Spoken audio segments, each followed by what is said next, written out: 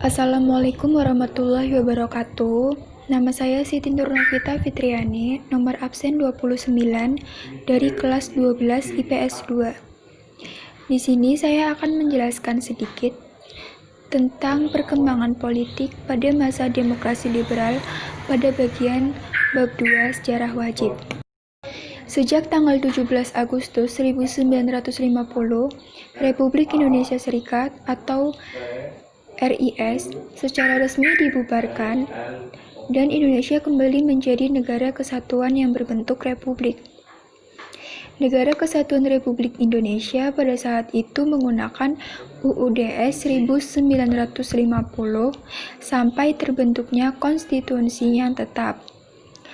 Dalam UUDS 1950 ditetapkan bahwa sistem demokrasi yang digunakan adalah demokrasi liberal. 1950 sampai 1959. Sedangkan sistem pemerintahannya adalah kabinet parlementer. Dalam kabinet parlementer, kekuasaan pemerintahan tertinggi dipegang oleh Perdana Menteri, sedangkan Presiden hanya berkedudukan sebagai kepala negara. Adapun Perdana Menteri bersama dengan para menteri kabinet bertanggung jawab kepada parlemen DPR. Sejak pengakuan kedaulatan, terutama sejak bubarnya RIS, berkembang sistem multipartai dalam kabinet parlementer. Partai politik memerintah melalui perimbangan kekuasaan dalam parlemen. Berikut ini sisi positif dan negatif dari sistem multipartai. Sisi positifnya adalah sebagai berikut. 1. Menempatkan kalangan sipil sebagai pelaksana kedaulatan rakyat dan pemerintahan. 2. Mencegah kekuasaan presiden yang terlalu besar karena wewenang pemerintah dipegang oleh partai yang berkuasa. 3. Menghidupkan suasana demokratis di Indonesia karena setiap warga berhak berpartisipasi dalam politik, antara lain mengkritik pemerintah, menyampaikan pendapat, dan mendirikan partai politik. 2. Sisi negatif dari sistem multipartai adalah sebagai berikut. Yang pertama, ada kecenderungan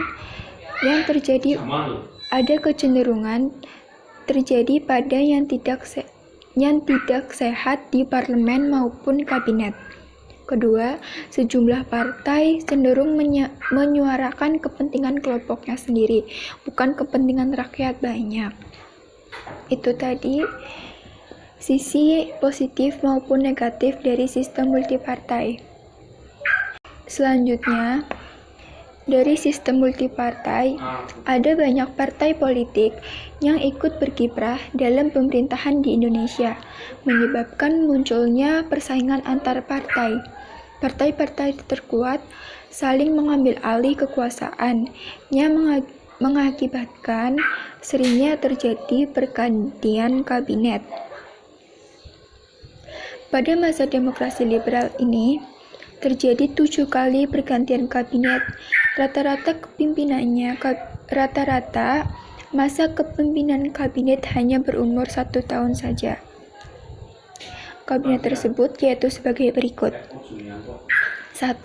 Kabinet Natsir, 6 September 1950 sampai 21 Maret 1951. Kedua, Kabinet Sukiman, 27 April 1951 sampai 3 April 1952. Ketiga, Kabinet Wilopo, 3 April 1952 sampai 2 Juni 1953. Keempat, Kabinet Ali Sastroamidjojo I, 31 Juli 1953 sampai 12 Agustus 1955. Kelima, Kabinet Burhanuddin Harahap, 12 Agustus 1955 sampai 3 Maret 1956. Keenam, Kabinet Ali Sastroamidjojo II, 20 Maret 1956 sampai 14 Maret 1957. Yang ketujuh atau yang terakhir, Kabinet Juanda 9 Maret 1957 sampai 5 Juli 1959. Itu tadi adalah kabinet-kabinet pada masa demokrasi liberal. Meskipun terjadi banyak pergantian kabinet, pemerintah pada masa demokrasi liberal berhasil menyelenggarakan pemilihan umum atau pemilu untuk pertama kali di Indonesia. Pemilu pertama ini dilaksanakan pada tahun 1955. Persiapan pelaksanaan pemilu dilakukan sejak masa Kabinet Ali Sastronarmidjoyo I. Pada masa kabinet ini dibentuk Panitia Pemilihan Umum Pusat dan Daerah pada tanggal 31 Mei 1954. Panitia ini kemudian mengumumkan pelaksanaan pemilu untuk DPR, yaitu pada tanggal 29 September 1955. Adapun pemilu untuk memilih anggota konstituan akan dilaksanakan pada tanggal 15 Desember 1955. Namun, Kabinet Ali Sastronarmidjoyo I tidak bisa melaksanakan pemilu sebagaimana rencana. Kabinet ini jatuh dan mengembalikan mandatnya kepada Presiden pada tanggal 24 Juli 1955. Setelah itu, Kabinet Burhanuddin Harahap menggantikan Kabinet Ali Sastronarmidjoyo I dan tetap melanjutkan rencana pemilu yang telah dipersiapkan sebelumnya dan tidak mengubah tanggal pelaksanaannya. Adapun tahap-tahap dalam pelaksanaan pemilu tahun 1955 adalah sebagai berikut. Yang pertama, tanggal 29 September 1955. Dilaksanakan pemilu untuk memilih anggota-anggota DPR yang berjumlah 272 orang. Pemilu ini ternyata dimenangkan oleh 4 partai, yaitu PNI, Masyumi, NU, dan PKI. Anggota DPR hasil pemilu dilantik pada tanggal 20 Maret 1956. Yang kedua, tanggal 15 Desember 1955. Dilaksanakan pemilu untuk memilih anggota Dewan Konstituan yang akan bertugas menyusun undang-undang yang tetap. Anggota Dewan Konstituan ditetapkan 520 orang. Anggota Dewan ini dilantik pada tanggal 10 November 1956. Pelaksanaan pemilu tahun 1955 berjalan lancar.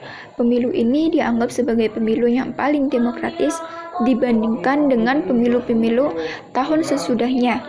Karena pada pemilu pertama ini, rakyat benar-benar bebas memilih sesuai pilihannya tanpa adanya tekanan dari pihak manapun. Sekian dari saya, terima kasih dan wassalamualaikum warahmatullahi wabarakatuh.